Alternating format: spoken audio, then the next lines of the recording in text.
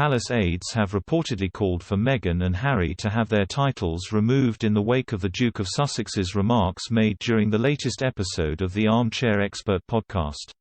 Many royal fans also joined this call, urging the Queen to intervene.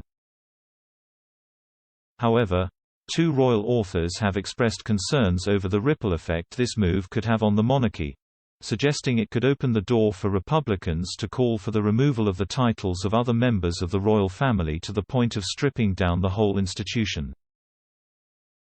Royal biographer Angela Levin wrote on Twitter, "Only Parliament can remove Harry and Meghan's royal titles. Not the palace. Is anyone else concerned that this might encourage anti-monarchists to try to overthrow the entire monarchy?" Royal commentator Robert Jobson agreed with her analysis, and in a reply to her tweet said, "It would certainly give anti-monarchists a chance to flex their muscles." Instead of taking the drastic measure of removing their title, the Queen should ask Meghan and Harry not to style themselves as Duchess and Duke, just as she has done after Megxi with their Her Royal Highness statuses, Mr. Jobson said.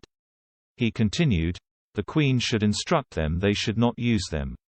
Harry and Meghan have made it clear they reject the institution and what it stands for. Why use titles then for books and other projects?" These analyses were welcomed by a royal fan, who in a reply to Ms. Levin said, "Yes, I am. Don't remove titles and styles. It will only add fuel to the fire." The Queen could remove Meghan and Harry's HRH styles and titles of Prince and Princess through letter patents. However, she does not have the power of taking away their peerage, despite having created Harry and Meghan Duke and Duchess on their wedding day. That would take an Act of Parliament, to be later sanctioned by royal assent. During the podcast led by Dax Shepard, Prince Harry likened the life in the royal family to a mix of The Truman Show and being in a zoo. He also shared a view on the traditional depiction of princes and princesses and appeared to criticize Prince Charles for his upbringing. Moreover, he spoke about how he did not want to be a working royal in his 20s and his mental health struggles, overcome with the help of therapy. The comment on parenting reportedly incensed palace aides, with one telling the Mail on Sunday, "People are appalled that he could do this to the Queen when the Duke of Edinburgh is barely in his grave. To drag his grandfather into this is so shocking and disrespectful." The Duke of Sussex has now spent a significant amount of time emphasizing that he is no different to anyone else and attacking the institution which he says has caused him so much pain. There is a growing feeling that if you dislike the institution that much, you shouldn't have the titles.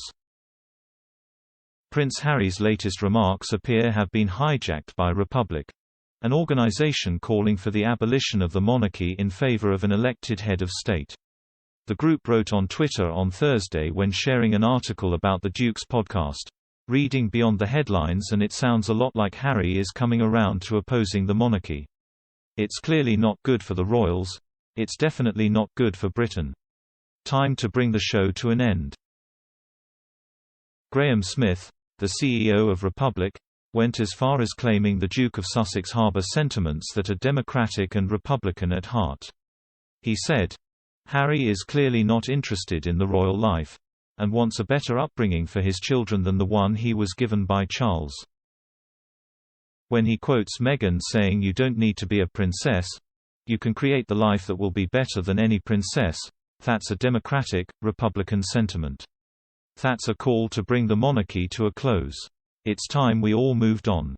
For the sake of Harry and William's children, and for the sake of British democracy.